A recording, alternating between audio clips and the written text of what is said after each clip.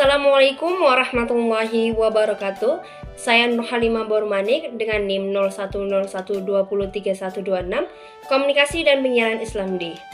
Pada kesempatan ini saya akan membahas mengenai teori komunikasi antar pribadi. Nah, sebelum kita membahas teori komunikasi antar pribadi, kita harus paham terlebih dahulu apa sih yang dimaksud dengan teori.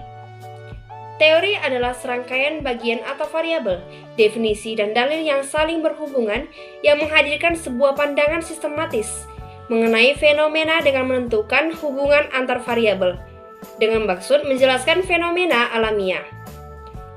Lebowitz dan Hagedorn mendefinisikan teori sebagai ide pemikiran teoritis, yang mereka definisikan sebagai menentukan bagaimana dan mengapa variabel-variabel dan pernyataan hubungan dapat saling berhubungan. Beberapa teori tentang pengertian komunikasi antar pribadi. Yang pertama, komunikasi antar pribadi adalah komunikasi yang berlangsung dalam situasi tatap muka antara dua orang atau lebih, baik secara terorganisasi maupun pada kerumunan orang. Wirianto 2004. Komunikasi interpersonal atau komunikasi antar pribadi adalah komunikasi yang dilakukan kepada pihak lain untuk mendapatkan umpan balik, baik secara langsung face to face maupun dengan media. Burgon dan Hufner 2002. Ada banyak teori komunikasi antar pribadi, namun pada kesempatan ini saya hanya akan membahas satu teori saja, yaitu teori kebutuhan hubungan interpersonal ataupun antar pribadi. William Scott mengatakan bahwa setiap manusia memiliki tiga kebutuhan antar pribadi yang disebut dengan inklusif, kontrol, dan afeksi. Dasar teori ini adalah bahwa manusia pasti membutuhkan orang lain sebagai makhluk sosial. Teori ini menjelaskan tentang adanya hubungan yang terjadi antara individu yang harus menghadirkan sesuatu dalam kondisi tertentu agar dapat menghasilkan sesuatu yang menyenangkan.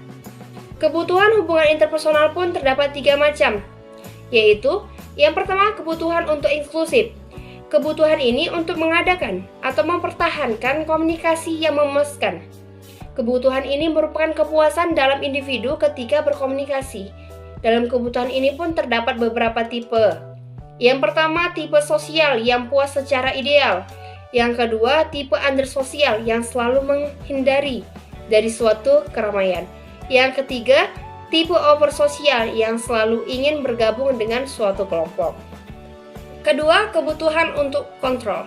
Dalam kebutuhan ini terdapat suatu pengusahaan dalam berkomunikasi seperti mempengaruhi, mendominasi, memimpin, dan mengatur. Ini adalah suatu kontrol positif, sedangkan kontrol negatif adalah untuk memberontak, mengikut, dan menurut saja. Ada beberapa tipe dalam kehidupan kontrol diantaranya. Adikrat yang cenderung merendahkan diri individu lain, autokrat yang cenderung mendominasi komunikasi orang lain, demokrat yang mampu memberikan perintah dan diperintah, patologis yang tidak mampu menerima kontrol dari orang lain. Yang ketiga dan yang terakhir adalah kebutuhan untuk afeksi. Kebutuhan ini berhubungan dengan cinta dan kasih sayang yang melibatkan emosi dan perasaan. Dalam afeksi positif adalah cinta, intim perasaan, sedangkan afeksi negatif adalah kebencian, dingin, dan jarak emosional. Beberapa tipe afeksi diantaranya yang pertama, ide yang memenuhi kebutuhan. Yang kedua, interpersonal yang menghindar dari individu lain.